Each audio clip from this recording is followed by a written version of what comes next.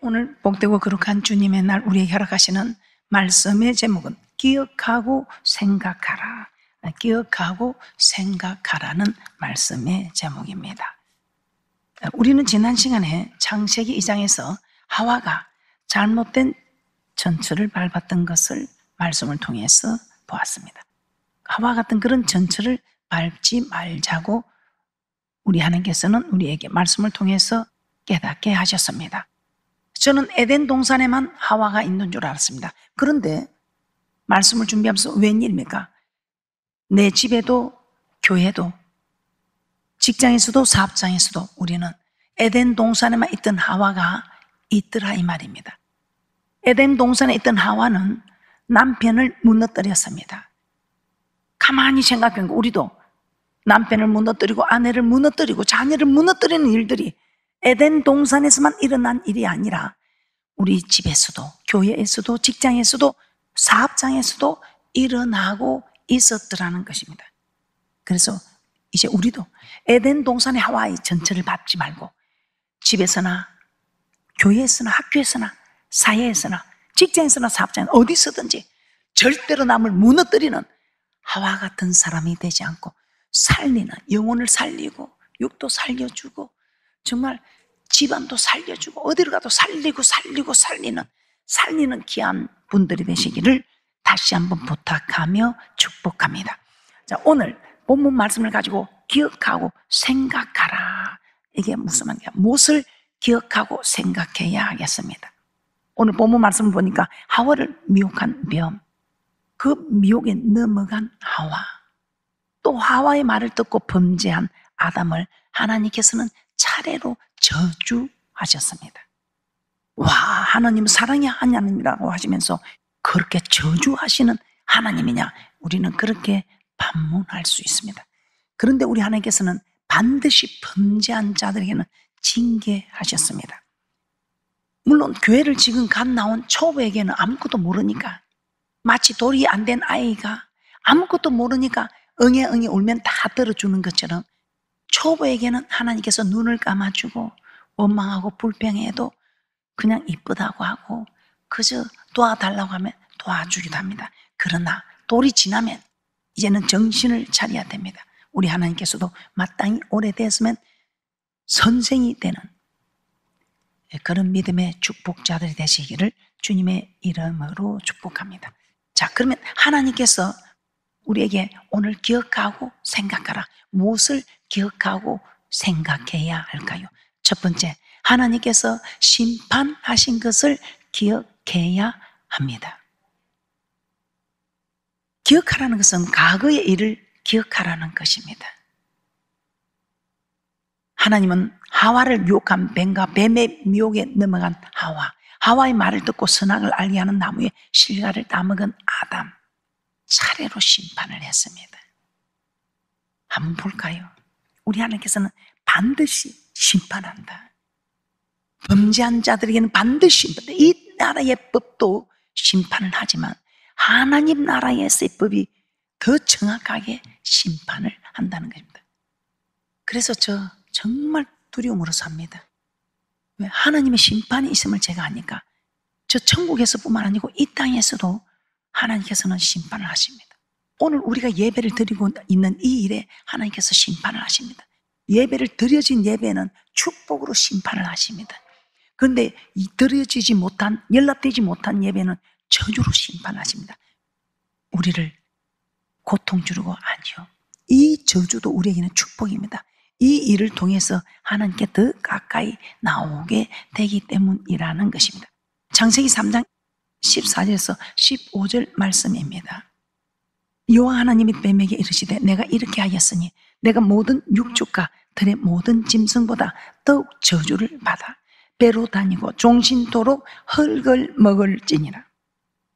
내가 너로 여자와 원수가 되게 하고 너의 후손도 여자의 후손과 원수가 되게 하리니 여자의 후손은 내 머리를 상하게 할 것이요 너는 그의 발꿈치를 상하게 할 것이니라 하시고, 뱀에게 먼저 저주했습니다. 그래서 뱀은 배로 기어다니고 종신토록 흙을 먹게 하고 여자의 후손과 원수가 되었어. 이 뱀은 사단이지요. 뱀을 통해서 하와에게 다가온 사단입니다. 이 사단을 저주하신 것입니다. 이 사단은 종신토로 흙을 먹습니다. 이 말이 무슨 말인가? 우리는 흙으로 지었습니다. 근데 이 흙으로 지은 우리에게 하나님이 생기를 불어넣어서 영적인 존재가 되게 하셨습니다. 그런데 이 영적인 존재가 영원히 소생하는 힘을 얻지 못하고 이제 범죄하면 영원히 죽게 됩니다. 그럼 이제는 흙의 존재가 되는 거죠. 그래서 범죄하여 육체가 된 사람들을 계속해서 흙을 먹어야 하니까 흙으로 지은 육체를 공격한다 이 말입니다. 영혼은 죽어가고 육체만 남게 되니 흙으로 지은 이 육체를 마귀는 공격한다 이 말입니다. 계속 공격하죠. 계속 공격해서 결국은 멸망시킵니다. 멸망시켜서 지옥에 가게 만드는 이것이 마귀의 하는 일. 마귀가 우리를 무너뜨려서 멸망시켜서 지옥에 가게 하는 이것이 마귀의 하는 일입니다. 우리 하나님께서는 우리를 순종케 해서 천국으로 모시고 가는 것이 하나님이 하시는 일이고, 계시록 20장 10절 한번 보겠습니다. 계시록 20장 10절입니다. 또 저희를 미혹하는 마귀가 물과 유황못에 던지니 거기는 그 짐승과 거짓 선지자도 있어 세세토록 반날 괴로움을 받으리라. 마귀를 불과 유황못에 던질 것이라고 하나님께서 말씀하고 계십니다. 그래서 이 마귀는 자기는 이미 그곳에 가기로 결정이 되어 있습니다. 그러니 많은 사람들을 미혹시켜서 멸망해, 그 멸망의 구덩이에 같이 빠지게 하기 위해서 그렇게나 사탄은 삼킬 자를 두루다니며 살펴보고 있다는 것입니다. 자, 이렇게 사단을 저주하시는 하나님은 다음으로 뱀의 유혹에 넘어간 하와를 저주합니다. 창세기 3장 16절입니다. 또 여자에게 이르시되 내가 내게 잉태하는 고통을 크게 더하리니 내가 수고하고 자식을 낳을 것이며 너는 남편을 사모하고 남편은 너를 다스릴 것이니라 하시고, 하나님이 여자에게 잉태하는 고통을 크게 더하셨습니다. 아이를 낳는 그 여자에게 가장 큰 고통이지. 그래서 수고하고 자식을 낳게 되는 것, 하나님이 정하신 일입니다. 죄를 지어서 그 죄의 대가로 남편의 다스림까지 받게 됩니다. 어쩔 수 없습니다. 또 누가 저주를 받았습니까? 하와의 말을 듣고 범죄한 아담이 저주를 받았지요. 어떤 저주를 받았을까? 창세기 3장 17절에서 19절입니다. 창세기 3장 17절에서 19절입니다. 아담에게 이르시되 내가 내 아내의 말을 듣고 내가 너더러 먹지 말라 한 나무 실과를 먹었은즉 땅은 너로 인하여 저주를 받고 너는 종신토록 수고하여야 그 소산을 먹으리라. 땅이 내게 가시덤불과 은근키를 낼 것이라. 너의 먹을 것은 밭의 채소인즉 내가 얼굴에 땀이 흘러야 식물을 먹고 필경은 흙으로 돌아가리니 그 속에서 내가 취함을 입었으리라. 너는 흙이니 흙으로 돌아갈 것이니라 하시니라. 이 아담은 어떤 저주를 받았습니까? 종신토록 수고하여야 네 얼굴에 땀이 흘립니다. 그래서 남자분들은 얼마나 그 처자식을 먹이 살리려고 얼마나 애를 씁니까? 요새는 내가 그렇게 하기가 싫다, 내가 집에서 밥 할 테니까 당신이 돈 벌어 오라, 지금 이렇게 하고 있지. 얼마나 힘이 들었으면 내가 집에서 아이 키우고 청소하고 밥 할게. 밖에 나가서 정말 이렇게 처자식을 먹이기 위하여, 먹여 살기 위하여 힘쓰고 애쓰는 거, 이 나가서 일을 해보지 않으면 모르는 겁니다. 이 남자분들은 엄청난 이게 부담입니다. 처자식을 먹여 살리야 하는 이 부담, 하나님이 허락하신 일입니다. 어떻게 해서? 죄를 지어서. 그래서 우리가 들을 말을 들어야지. 아무리 사랑하는 아내 말이라도 하나님의 말씀을 앞서가고 하나님의 말씀을 무너뜨리는 말은 절대로 들어서 안 돼. 주 안에서 어떤 부모의 말이라도 부모 말은 다 우리가 순종해야 됩니다. 그러나 주 안에서, 주의 종의 말도 다 순종해야 됩니다. 그러나 주 안에서. 아내의 말도 아내 말을 다 들어갖고 나쁠 거 없습니다. 그러나 주 안에서. 모든 것이 주 안에서. 하나님 말씀보다 아내의 말을 더 세게 들은 아담, 이런 징계를 받게 된 것입니다. 아담으로 인해서 땅이 저주를 받았다 이 말입니다. 그래서 땅이 가시덤불과 은근키를 내고 있다는 것입니다. 땅의 소산을 먹기 위해 종신토록 수고하고 땀이 흘리는 노동을 해야 한다는 것입니다. 에덴 동산에 있을 때는 사방에 먹을 것이 풍만했습니다. 얼마든지 먹고 마음껏 자유함을 누릴 수 있었습니다. 그런데 이제는 에덴 동산에서 쫓겨나서 이제는 가시와 은근키를 다 빼어내고 씨를 뿌리고 곡식을 거두는 수확하는 수고를 해야 이제는 먹고 살 수 있게 되었다는 것입니다. 그 에덴 동산에서는 마음대로 먹고 하면서 생명나무를 먹고 영생할 수 있었습니다. 그런데 쫓겨나니까 이제는 죽음을 맞이하게 되었습니다. 그래도 우리 하나님께서 우리를 사랑하사 그 죽음의 길에서 생명의 길을 열어두었습니다. 그 생명을 오신 우리 주님. 그래서 우리 주님께서 이 땅에서 우리에게 생명을 주시고, 이 생명을 어떻게 해야 이 생명의 역사에 동참이 되는가? 이 기록된 말씀으로, 태초의 말씀이, 이 말씀이 하나님과 함께 있는 이 말씀이 곧 하나님이라, 이 하나님의 말씀이 육신이 되어 있고 이 땅에 오신 예수님, 우리 예수님께서 친히 우리를 위해 영원한 어린 양의 속죄 제물이 되어주시고 우리에게 천국에 갈 수 있는 길을 열어주셨습니다. 이 땅에서 여러분들이 회복될 수 있는 길을 열어주셨습니다. 이 땅에서 여러분이 최고의 복을 받아 누릴 수 있는 길을 열어주셨습니다. 우리가 성경의 다른 인물도 한번 보겠습니다. 우리의 믿음의 조상 아브라함은 어떻습니까? 믿음의 조상 아브라함, 우리 하나님께서 지시한 땅 가나안에 갔다가 기근이 오자 하나님은 가나안에 머물렀는데 애굽을 내려가가지고 애굽에서 아내 사라가 너무 이뻐가지고 이 아내 사라를 빼앗기게 되는 징계를 받게 되었습니다. 모세는 어떻습니까? 이스라엘 지도자, 정말 존경받는 지도자였죠. 나는 삶이 깨끗했다, 물질도 깨끗했다.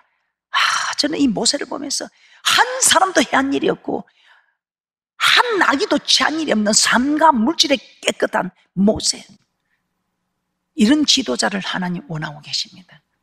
저도 이런 지도자가 되어야겠고 여러분들도 이런 지도자의 모습을 꿈꾸시고 이런 모습으로 나아갈 때에 여러분의 가정은 회복되고 여러분의 집안이 아니야 사업장, 직장, 여러분이 속한 모든 것이 회복되고 전 세계에 여러분이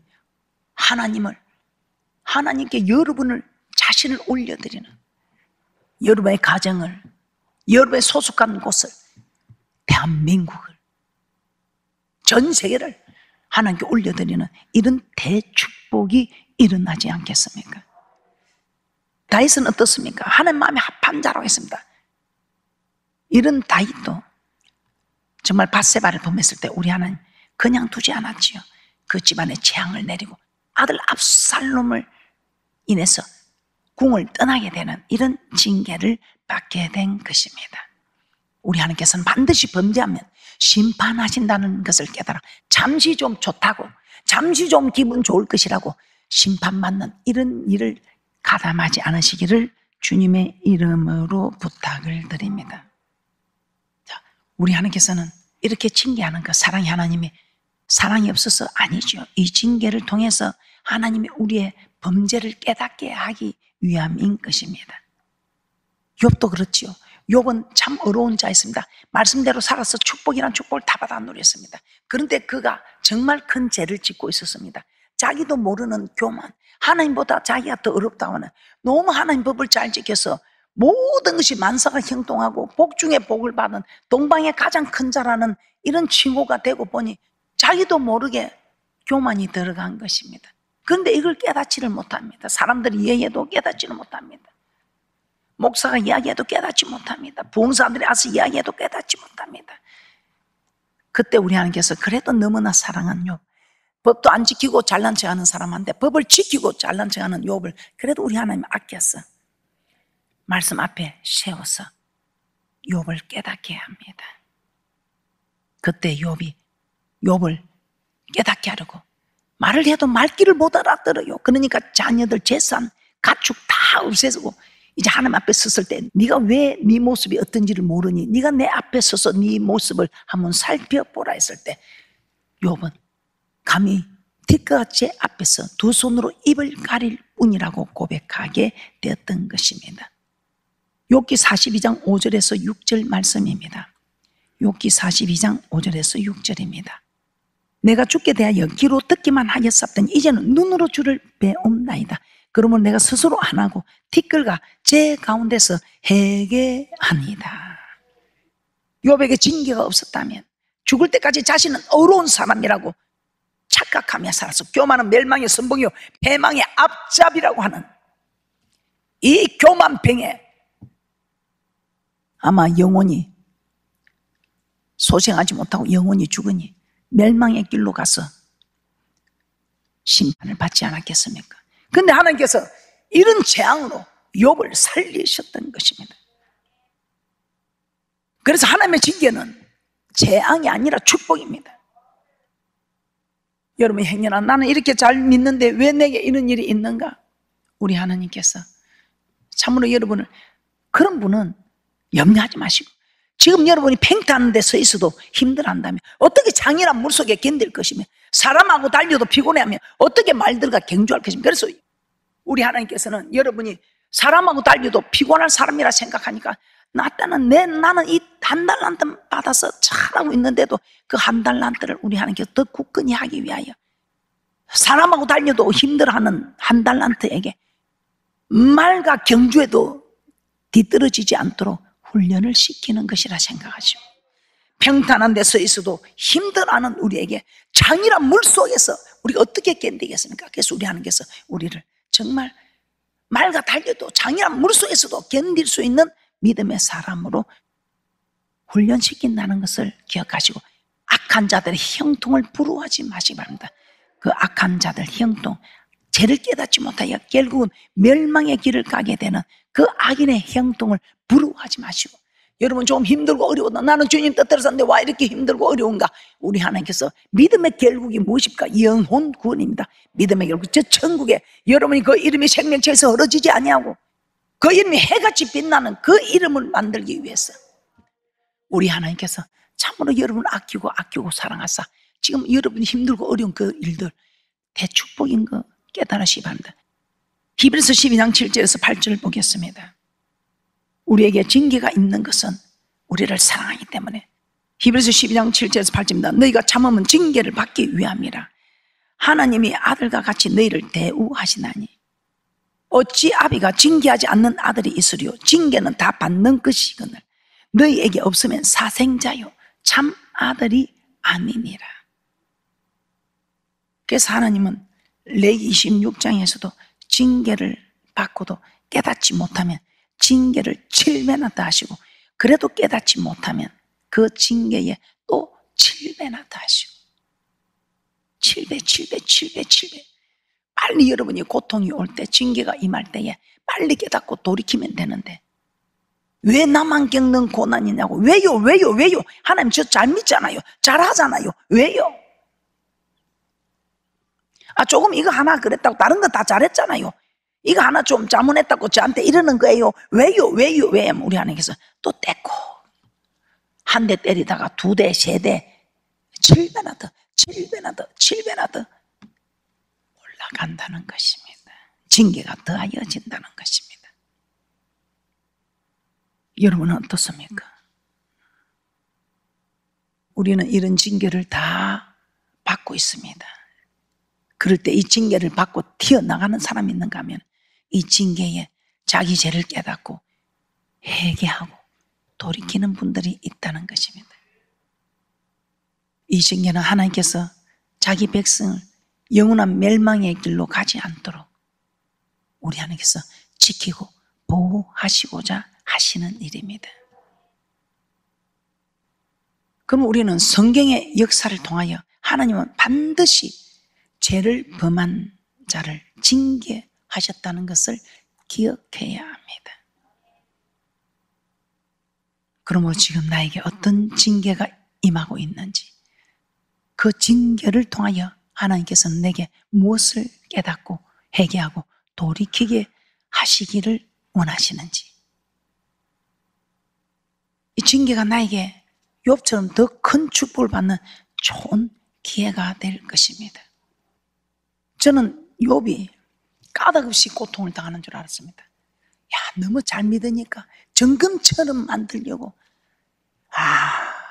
나 정금 같은 믿음 안 돼도 좋으니까 누가 욥 같은 사람이 되고 싶어요. 그렇게나 욥은 동방의 가장 큰 자라고, 그 욥이 지나가면 사람들이 다 고개를 숙이고, 정말 욥을 누구도 비난할 것이 없는, 정말 주님 법대로 살아서 주님의 축복을 다 받아 누린 욥입니다. 그런 욥을 정금 같은 믿음으로 만들려고 자녀 죽이고, 그 단둘이 죽인 것도 아니고 다 죽이고, 재산 다 하는 게 뺏어가고, 가축들 다 죽이고, 이제 남은 것은 자기 아내와 자기뿐입니다. 그런 욥이, 와, 그래도 하나님께서 시험을 해봤다.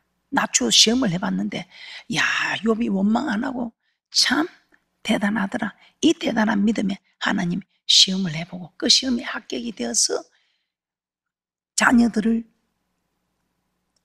더 이쁜 자녀로, 재산이 더 갑절로. 그래, 욥은 이런 축복을 받았는데 저는 이 말을 들을 때 너무 이해가 안 되더라고요. 저는 못생겨도 좋으니, 좀 부족해도 좋으니, 지금 있는 내 자녀가 좋지. 지금 있는 내 자녀 다 죽이고 더 예쁜 자녀, 여러분 원합니까? 아니죠. 좀 말 안 들어도 그래도 지금 있는 이 자녀가 예쁘죠. 지금 있는 이 자녀가 예쁘고 이 자녀가 내 자녀지.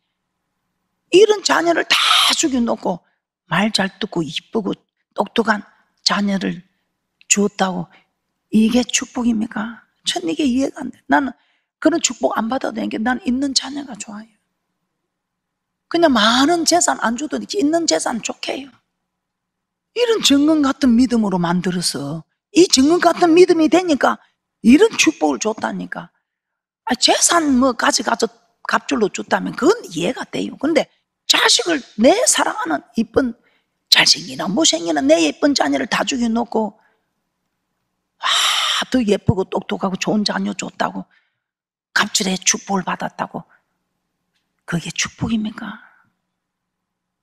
제가 이해가 안 돼서 너무 잘 믿으면 안 되겠다, 적당히 믿어야겠다. 그런데 성경에서는 우리가 우리 마음대로 생각을 했어요. 성경에서는 이 욥의 교만을 하나님이 이걸 깨닫게 하려고 그 힘든 일들을, 징계를 내려도 깨닫지를 못하니, 오늘 우리는 하나님의 말씀을 통해서 과거의 일을 기억하라는 것은, 이제는 그걸 기억하고 절대로 이렇게 범죄하지 않아야겠다, 이것을 깨닫게 하려고 우리에게 기억하라고 하신 것입니다.